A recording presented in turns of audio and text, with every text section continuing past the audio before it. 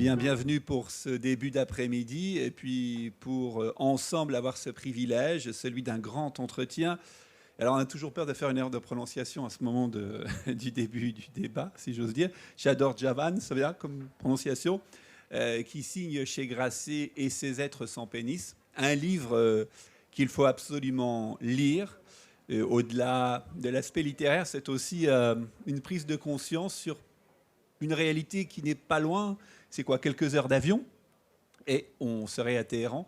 Et derrière les coulisses médiatiques, derrière des beaux discours parfois, eh ben, on découvre la réalité de ce qu'il faut bien appeler une dictature. Mais ça va au-delà, et vous le racontez très bien, Chador, dans le livre. Alors, pour commencer, il y a une question qui se pose. Le festival fête ses 30 ans. On se dit, qu'est-ce que ça évoque pour vous, 30 ans? Alors, vous étiez déjà arrivé en France, si je ne m'abuse. Vous aviez déjà quitté votre pays. C'est quoi 30 ans pour vous? C'est le début de l'acculturation à cette culture française que vous chérissez? Comment vous pourriez le dépeindre? Alors, le micro numéro 4 va se mettre à fonctionner. Il y a la touche magique. Ah bah ça y est, c'est magique. Merci à tous. Bonjour à tous et maître d'être ici présent. Déjà 30 ans, c'est qu'il y a 30 ans, j'avais 25 ans, aujourd'hui 55 ans, donc déjà ça. Et en effet, ça fait un peu moins de 30 ans que je suis arrivée en France et donc sans parler la langue, sans connaître personne, c'est le hasard qui a décidé. Et donc je voulais m'emparer de la langue française, de devenir écrivain dans la langue française, alors que je ne parlais pas un seul mot. Et voilà, c'est tout ça, la vie d'immigré, l'exilé, beaucoup de choses, beaucoup de choses. Et j'ai fait ici, à Laval, il y a 20 ans, c'était un de mes premiers déplacements pour mon premier roman. Ici à Laval. Oui, ici à Laval. Et ça ne nous rajeunit pas. Non, mais c'est intéressant, c'est-à-dire que quand vous arrivez, c'est un de vos premiers déplacements à Laval, c'est aussi, comment dirais-je, une affirmation encore plus grande de votre vocation d'écrivain, d'une certaine manière. Parce qu'on écrit, on est chez soi. Vous racontez aussi, d'ailleurs, dans le livre, entre guillemets, vos rituels d'écriture. Mais une fois qu'on sort de ce moment de l'écriture, qu'on va à la rencontre de vous, lecteurs, hier ou aujourd'hui, ça veut dire qu'on conquiert un peu plus son identité d'écrivain.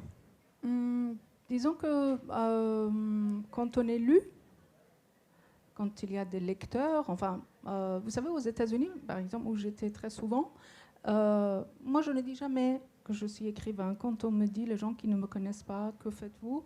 Je dis, je cherche de l'emploi. Comme ça, c'est plus facile. Parce que si vous dites vous êtes écrivain, qu'est-ce que vous écrivez, sur quoi, patati, patata. Et on ne vous dit pas quel emploi vous cherchez. Ça finit à clôturer la voilà, conversation. Ça finit parce que mais aux États-Unis, souvent, il m'est arrivé avec des jeunes gens, on parle, il dit, vous faites quoi? Ah, I am a writer. Je suis un écrivain. Ah bon, on peut lire Non, I am trying to write my first book.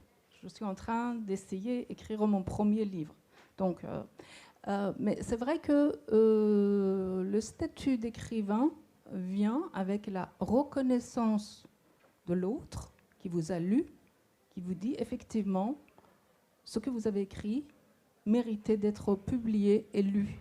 Et les gens qui apprécient ce que vous avez écrit, mon premier roman a été sélectionné comme meilleur premier livre par la plus grande librairie de Paris, la Une, donc voilà.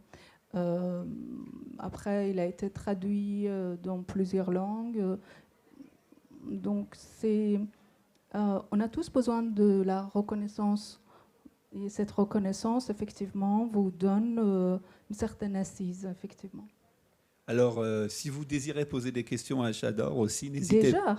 Déjà? Non, je mets cette précaution oratoire parce que souvent, on le dit trop tard et les gens disent « Ah, si j'avais su, j'aurais pu prendre la parole ». Vous savez, c'est comme un livre qui s'ouvre cet entretien et donc, vous pouvez participer. Bien sûr, c'est votre séance. Voilà, exactement. C'est une co-création. Alors, d'ailleurs, il y a quand même une phrase importante. Toutes les phrases sont importantes dans « Et ces êtres sans pénis ». vous vous adressez à nous, et vous dites en ces mots: dans ce roman basé sur des faits réels, je n'invente rien ou si peu. Donc pas d'imagination en délire, car la réalité surpasse toute exagération surréaliste. Pas d'embellissement non plus. Et même si raconter signifie sélectionner, éliminer, choisir, peaufiner, parfois juger, et décider ici et là de rendre saillants certains détails, ce qui suit est un roman vrai, dont les personnages vous deviendront familiers.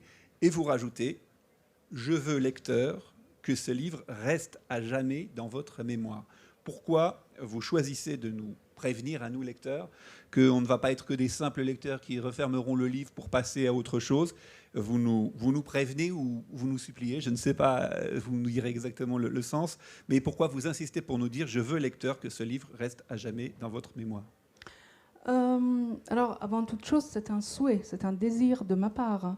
Alors, c'est bien lu, mais sans l'intonation qu'il fallait. Ça veut dire vous pourrez lire. Sans l'intonation étrangère. Alors, c'est prévu, on va faire lire un extrait. Même si je pense, je rêve, j'écris en français, mais c'est toujours avec un tout petit accent.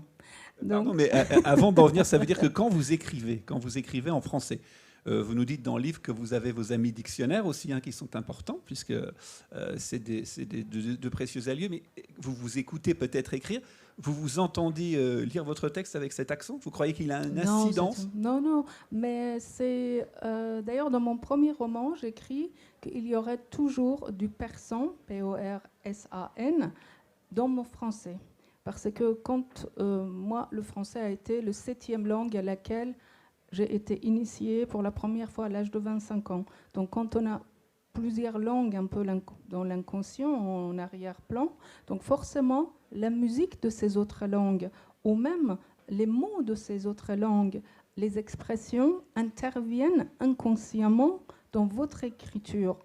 Et beaucoup me l'ont dit, et je le pense moi-même, qu'il y a une musicalité particulière dans mes livres. Qui n'est pas tout à fait français, bien que la langue soit parfaitement française. Bien sûr, c'est la langue française, j'écris dans la langue française, mais il se trouve qu'il y a derrière le persan, le turc, l'allemand, l'anglais, un peu d'arabe, et donc, et puis les dialectes qu'on parle en Iran. Tout cela fait que peut-être il y a une façon de... Vous savez, on écrit beaucoup. D'ailleurs, là, on est dans un monde où il y a beaucoup de tout. Beaucoup d'infos, beaucoup de mauvaises nouvelles, beaucoup de livres, beaucoup de magazines, beaucoup de tout. Et j'ai toujours eu le souci d'écrire d'une façon très concise. Ce que je peux dire en 2 phrases, je ne vais pas le dire en 2 pages. Donc ça, ce qui demande beaucoup de travail. Et c'était quoi la question? La question qui a été prononcée avec cette intonation parisienne, c'est pourquoi vous souhaitez, en tout cas... voyez, vous avez... Voilà, parce que je pense que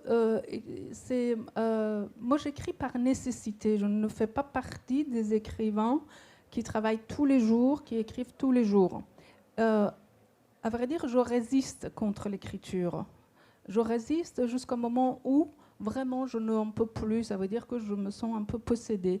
Et je dirais même, j'écris quand je ne suis pas moi-même. Quand je suis moi, je ne suis pas capable d'écrire. Il y a un moment, je suis vraiment habitée par les personnages, et c'est là où j'écris. Et quand j'écris, je pense ni au fait d'être lu, ni au lecteur, ni même à la publication. Juste, il y a des personnages et moi.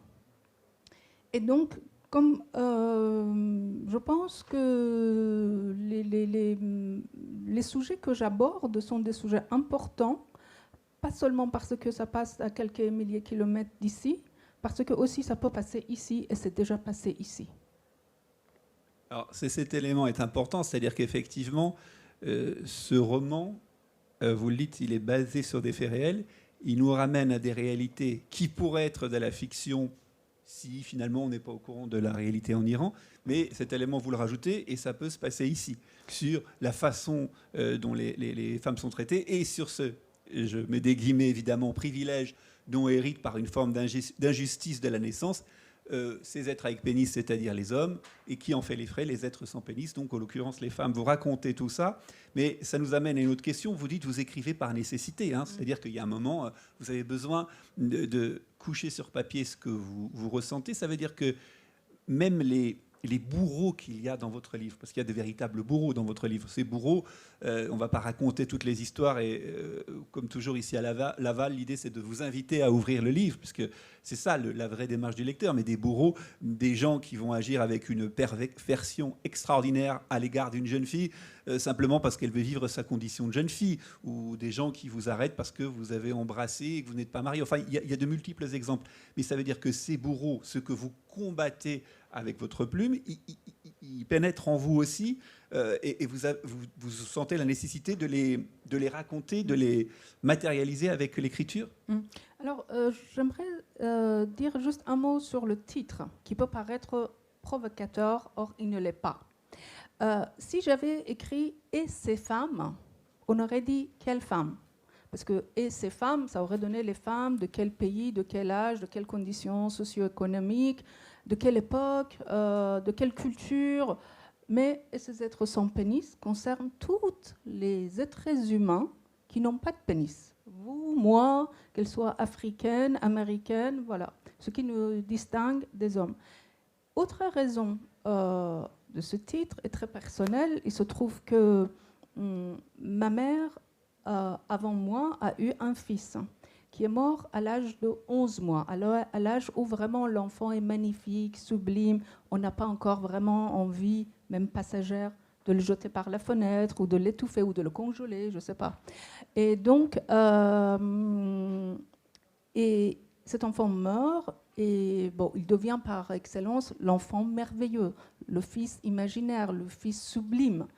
Et ma mère retombe enceinte aussitôt et dans sa douleur inconsolable, elle pense que Dieu, dans ses pleurs, que Dieu a eu pitié d'elle, qu'elle va ramener le même fils dans ses bras, pas un autre fils, non. L'enfant mort va être ressuscité, ça veut dire qu'elle est dans une douleur telle qu'elle croit vraiment que l'enfant va être ressuscité et revenir dans sa mère.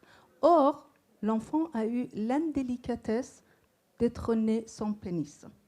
Et cette indélicate n'était autre que moi-même.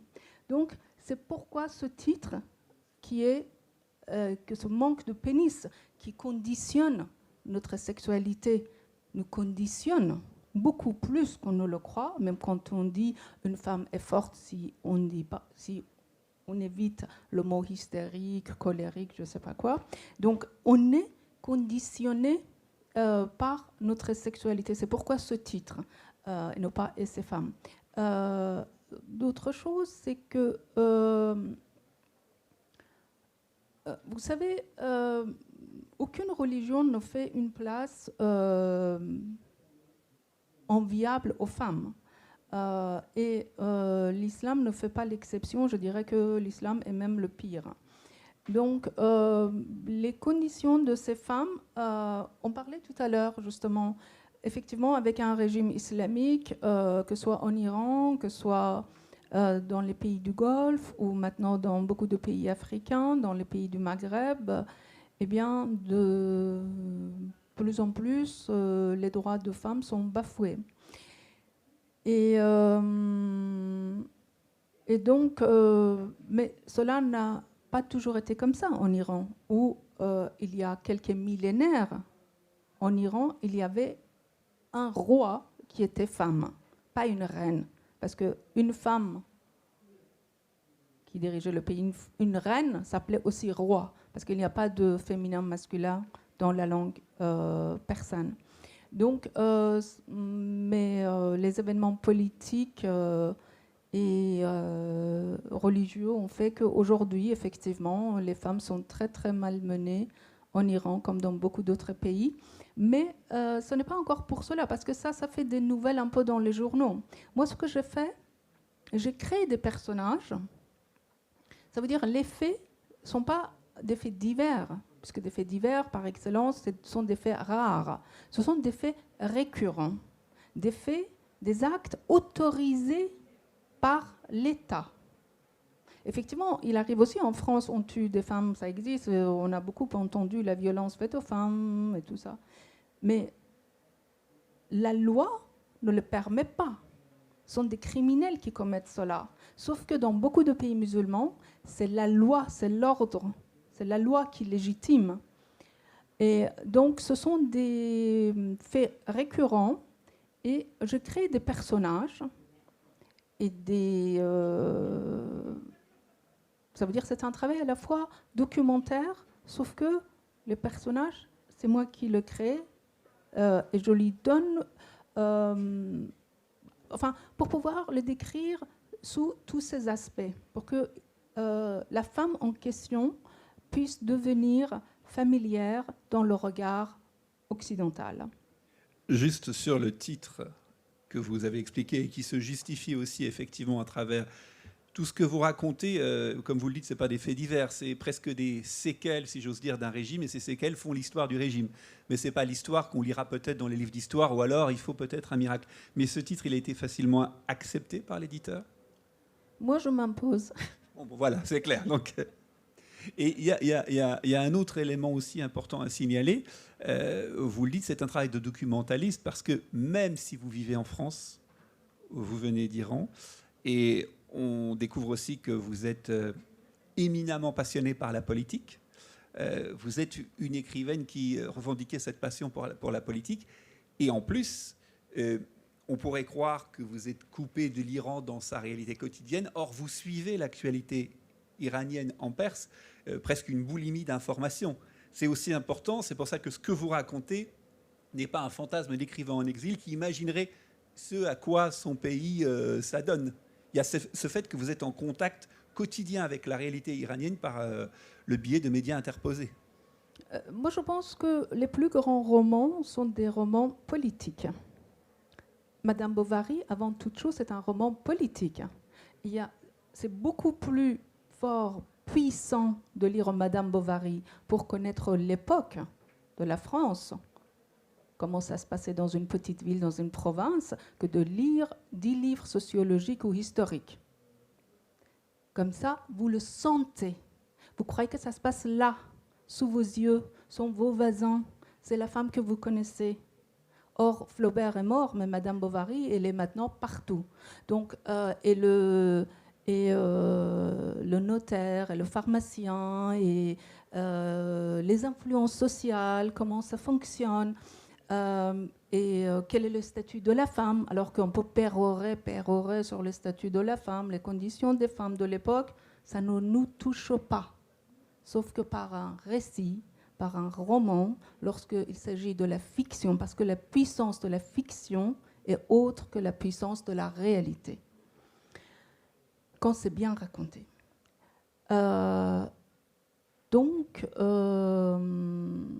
Oui, vous disiez que tout roman est politique. Voilà, donc pas tout roman. Les meilleurs romans, que ce soit russes, français ou américains, anglais, sont des romans politiques où il y a un Maupassant, Romain Rolland, Thomas Mann, etc., etc.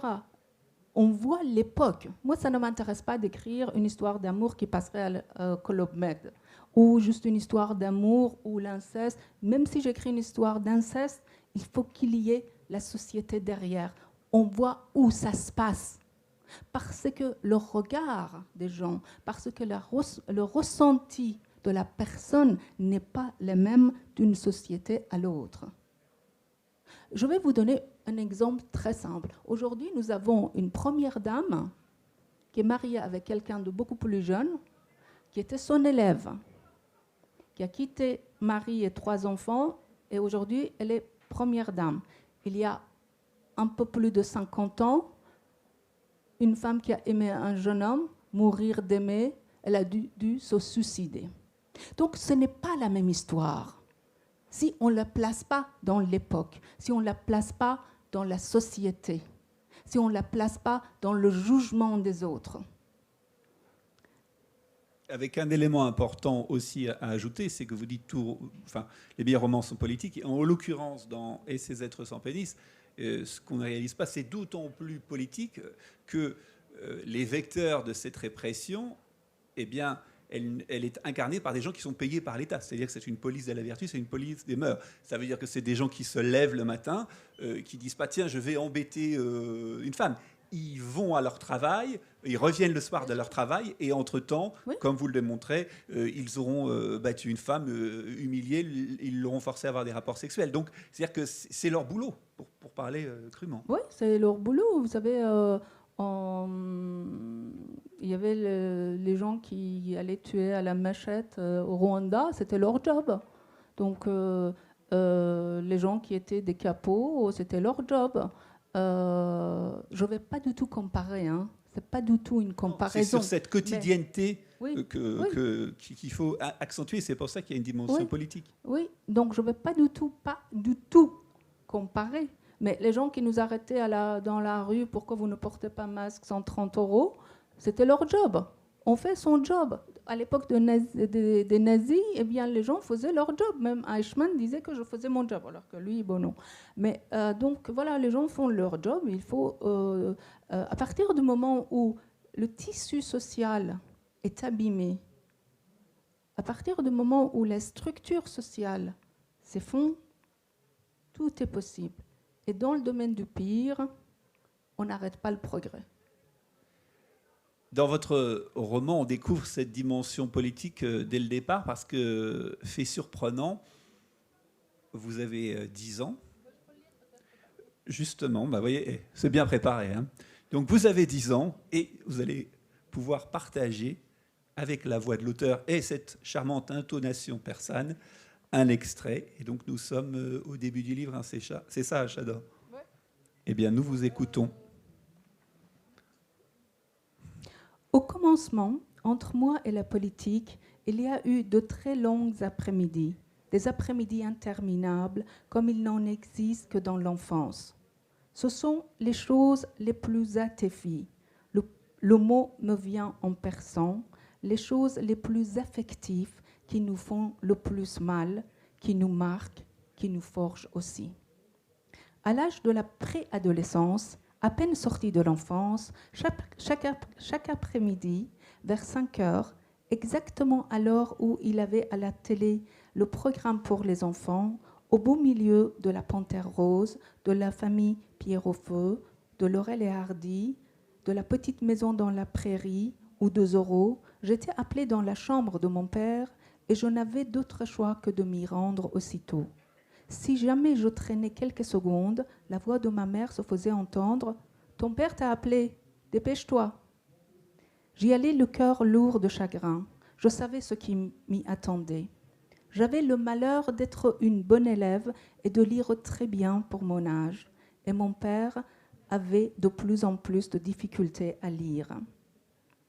Donc là, je saute un peu.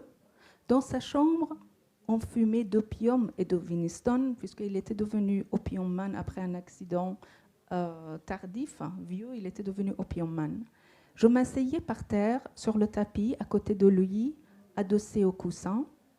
Il me tendait la double page du journal, pliée en 2 ou en 4, et m'indiquait l'article que je devais lire à voix haute. Je ravalais mes larmes et commençais la lecture. Comment dire à quel point je haïssais ces heures de lecture obligatoires. Je n'avais ni l'âge d'être exposé aux violences sociales et politiques décrites dans les journaux, ni le désir de faire la lecture à mon père. J'imaginais parfois Zorro venant me libérer en traçant à la pointe de son épée son légendaire Z sur le ventre de mon père. Une entrée en matière particulière vis-à-vis de la lecture, ça veut dire que quand vous étiez petite fille, il n'y avait pas de lecture d'évasion? Ça a été une lecture imposée par les circonstances plus que tout? Oui, puisque mon père était très âgé, il avait l'âge d'être mon grand-père, voire mon arrière-grand-père, et qu'il perdait la vue à cause justement de son accident. Donc, il lisait, au bout de 2 minutes, il m'appelait, et je ne suis pas d'une famille où les parents faisaient de la lecture pour les enfants, au contraire, donc je devais y aller, même si c'était au beau milieu du programme pour les enfants. Et je faisais la lecture. Après, il m'interrompait très souvent pour invectiver un tel, pour s'en prendre à un tel ministre, ceci et cela. Et je devais aussi être sa seule auditrice, puisque j'étais là à l'écouter interminablement. Donc c'est comme ça que, entre la politique et moi, et puis bien sûr, après 1 ou 2 ans, j'ai commencé à aimer, à force d'haïr, j'ai commencé à aimer ces heures de lecture. Et parce que ces heures de lecture me hissaient à la hauteur de mon père. Un homme avec une prestance, j'ai encore jamais vu un homme comme ça. Il entrait quelque part, tous les regards se retournaient. Donc les gamines de 11 ans que j'étais se croyaient à la hauteur de cet homme. Donc, il me parlait, et moi, le lendemain, j'allais à l'école, je récitais tout comme une espèce de singe savante. Et une question qu'on peut se poser en vous écoutant, et évidemment, ce n'est pas une question discourtoise, est-ce que, le mot est peut-être fort, il vous est arrivé, vous arrivez en France, l'exil n'est pas facile, vous vous mettez à écrire en français, il y a toute une série d'embûches à affronter.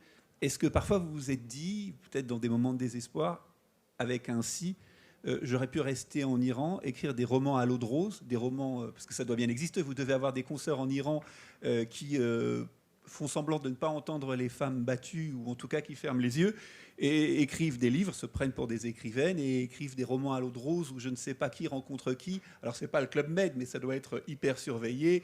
Il y a une patronesse, si j'ose dire, qui fait l'intermédiaire entre un homme et une femme, c'est très propre. Est-ce que des fois vous vous êtes dit, j'aurais pu être cette écrivaine tranquille au service d'une dictature, mais ça existe aussi, écrivant dans ma langue natale, des romans faciles. Est-ce que ça vous est déjà venu à l'esprit? Alors, me connaissant un peu, parce que même si j'ai fait 12 ans de psychanalyse, on ne se connaît pas vraiment totalement, me connaissant un peu et sachant que j'ai une âme indomptable, je crois que si j'étais restée en Iran, à mon âge, j'aurais été pendue au moins 10 fois. Parce que, voilà, pas d'autre issue. La détermination et cette volonté effectivement de dénoncer, de démontrer. Et alors il y a un autre paradoxe aussi dans votre vie d'écrivain, c'est que vous n'avez plus de passeport. Pardon, allez-y. Alors dénoncer, je dénonce rien.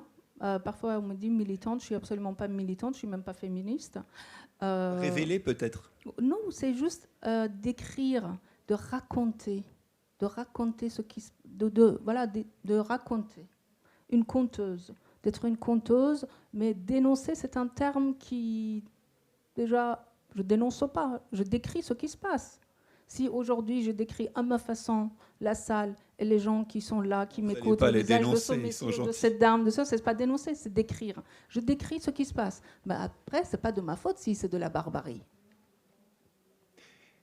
Et le paradoxe qui est le vôtre, c'est que vous n'avez plus de passeport iranien, mais non. Aux yeux de nous, aux yeux des médias, vous représentez l'Iran. C'est une étrange condition qui est la vôtre. Vous n'avez plus les signes extérieurs de votre nationalité, et pourtant, vous êtes iranienne aux yeux des autres. Alors vous vous sentez encore une citoyenne iranienne par l'écriture et par ce que vous racontez? Justement, je peux lire encore un passage. On est d'accord, voilà. Vous pouvez lire, hein, on est dans une démocratie. Oui, oui, c'est autorisé.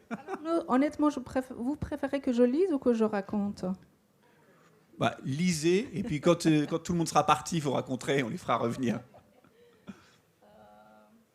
Mais là, c'est après le déjeuner, donc vous êtes plus captifs, c'est vrai, vous digérez, donc... Mais c'est aussi important, puisque vous le disiez, c'est vous qui avez écrit le livre, évidemment, et le fait de vous entendre lire, vous mettez l'accent sur les mots que vous voulez prononcer d'une certaine manière. Donc pour nous, c'est aussi très intéressant. Alors, je croise un ami écrivain à Paris après plusieurs années. Donc, nous n'étions pas vus depuis 3 ans.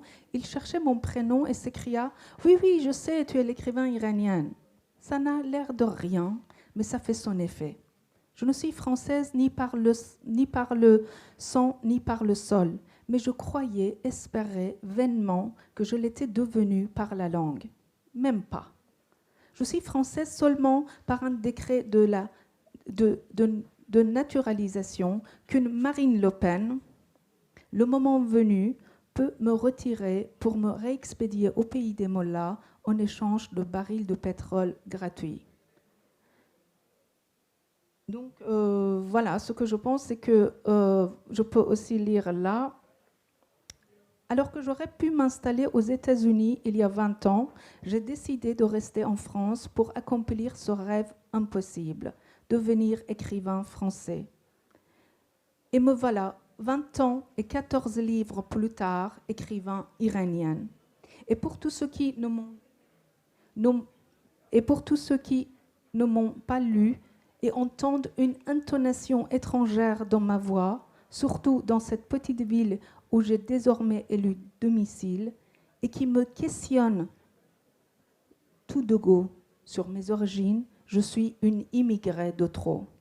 Si nul n'échappe à sa première nationalité, à son destin géographique, si je suis et resterai à vos yeux écrivain iranienne, j'interdis à quiconque de définir cette identité à ma place.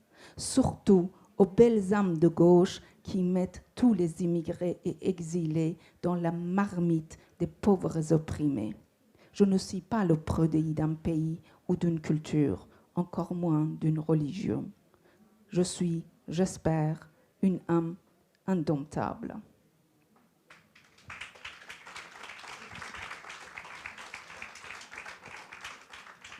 Et au festival... Alors je me tais, je lis désormais. Après, il y aura un applaudissement global à la fin. Mais l'âme indomptable et cette détermination à aller jusqu'au bout, elle est aussi racontée par un autre détail qui n'en est pas un au début du livre. C'est que on vous sent en mauvaise santé au début du livre. On se dit, qu'est-ce qu'il y a ? Il y a quelque chose qui se passe. Et vous racontez... Alors, bien sûr, il faudra ouvrir le livre. Il y a beaucoup de visages dans ce livre, beaucoup de facettes, beaucoup d'ambiances, beaucoup de climats, beaucoup de situations variées. Donc, l'idée, c'est pas de tout résumer. C'est un livre très hétéroclite. Voilà, hétéroclite. Voilà. Un mot qui veut dire très... Non, mais un beau mot qu'on n'emploie pas assez souvent. Et vous, ce qui est intéressant, c'est que vous allez vous révéler, vous allez raconter cette réalité qui vous touche affectivement, même si, encore une fois, elle est des milliers de kilomètres.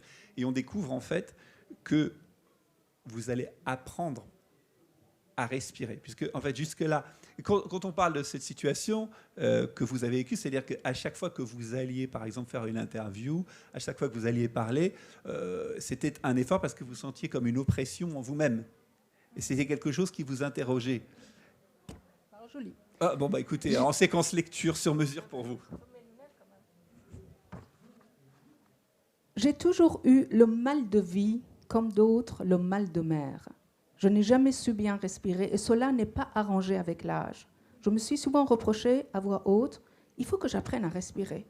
À la télévision ou à la radio, lors des interviews ou des débats, où le temps est compté, parler me coûtait un effort titanesque. J'avais le sentiment que les mots se coinçaient dans ma gorge et allaient m'étouffer. Les expulser me comprimaient la cage thoracique et déclenchaient un malaise soudain, poussaient les mots en dehors de mon corps, épuisaient muscles et organes vitaux. Ma voix saccadée se faisait pressante et l'enchaînement des mots et des phrases me coupait le souffle. Déjà, dans le taxi qui m'emmenait au studio de radio ou de télévision, j'étais suppliciée. J'y arrivais angoissée, opprimée, en ayant la nausée, même si ça ne se voyait pas. J'attribuais tous ces symptômes à l'anxiété, à l'émotion, à l'inhibition, à la peur d'écorcher un mot ou de faire une faute, puisque je n'avais pas la possibilité de consulter, comme lorsque j'écris le dictionnaire ou le Grévis.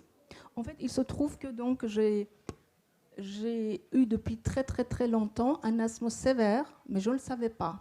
Donc je croyais que j'étais déprimée, que j'étais impossible, que j'étais caractérielle, que je m'énervais sans raison, que je primais sans raison, je me réprimandais, tout va bien, pourquoi tu te comportes de cette façon-là. Finalement, un médecin m'envoie chez un pneumologue et elle me dit, soufflez dans le débitmètre, je souffle, puis je vais dans une cabine, reliée à un ordinateur, je ne sais pas si vous avez fait jamais ça. Donc elle me dit, mais comment vous avez vécu ? Vous auriez pu mourir au moins 100 fois. Vous êtes seulement à 30% de vos capacités pulmonaires. Donc, depuis, effectivement, je prends de corticoïdes matin et soir. un autre pour ouvrir mes branches et ventoline à volonté. Donc c'est comme ça qu'aujourd'hui je suis en face de vous pour vous parler. Et cette avancée, ce miracle, ce progrès de la médecine, cette découverte, ça a eu une incidence sur votre façon d'écrire, le fait d'apprendre à respirer? Sur l'écriture, non, mais sur la façon de parler, sûrement. Quand vous écrivez, puisque pour annoncer cet entretien, on disait la force du verbe, c'est vrai qu'on a coutume de dire avec ces jolies phrases que le verbe, c'est le roi de cœur de la phrase. Est-ce que ce sont les verbes qui vous donnent le plus de mal? Qui est le plus dur à apprivoiser quand vous rentrez avec vos amis Grévis, Robert et consorts dans l'acte d'écrire? Moi, je n'aime pas trop d'adjectifs dans une phrase ou dans un livre. Je pense que je préfère l'écriture à l'os. C'est quoi l'écriture à l'os? Une écriture qui est peut-être plus difficile parce qu'il faut beaucoup gratter. Vous savez, parfois on regarde des films, on se dit « Oh, le film aurait gagné si c'était une demi-heure de moins ». Les livres aussi. Quand on écrit, il faut savoir après effacer, être un peu dur avec soi-même, dire voilà, tout ce que j'écris, c'est du gras, j'enlève pour arriver vraiment à quelque chose de bien concis.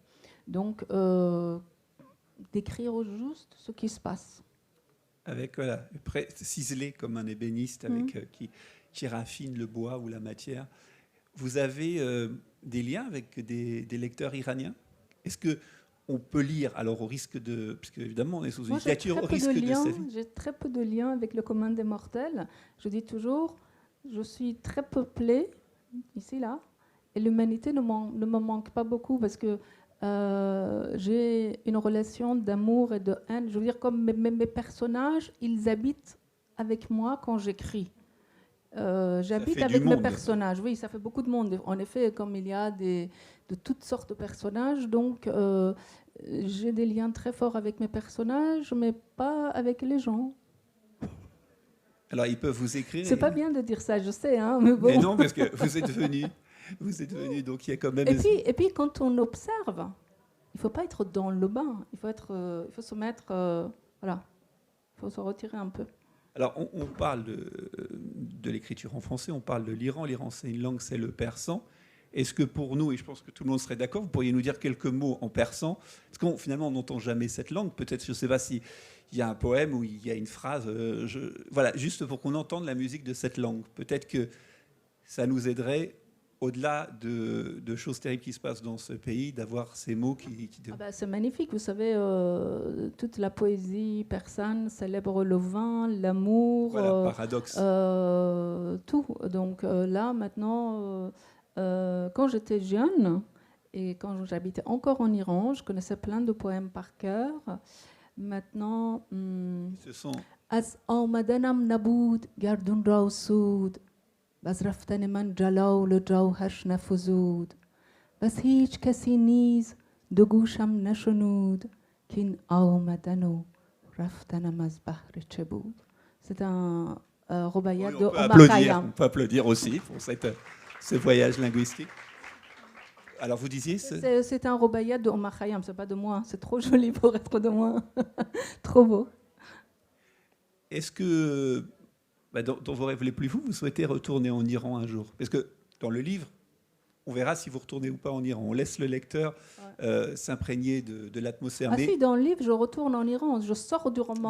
Voilà. Et vous, mais on n'ira pas plus loin. On laisse le suspense. Je sors du roman et je dis voilà, parce qu'à un moment donné, je suis en train d'écrire le roman et les événements politiques qui se passent en Iran m'interpellent parce que c'est le novembre où on avait coupé, le régime avait coupé l'internet, il tuait.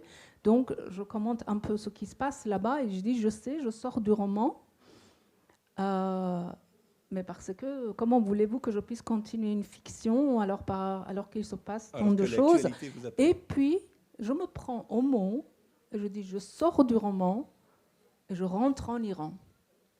C'est comme si l'espace littéraire était aussi un espace géographique. Et ça l'est. Parce que quand vous lisez, par exemple, les romans de Alexandre Dumas, je me rappelle, je les ai lus en persan quand j'avais 16 ans. J'avais l'impression d'être dans la France de l'époque.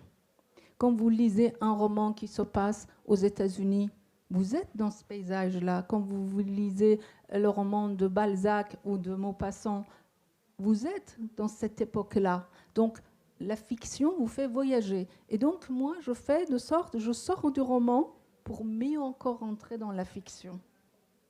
Et dans le roman, je vais en Iran pour accomplir une tâche Essentiel. sublime. Et dans la réalité, vous aimeriez retourner en Iran?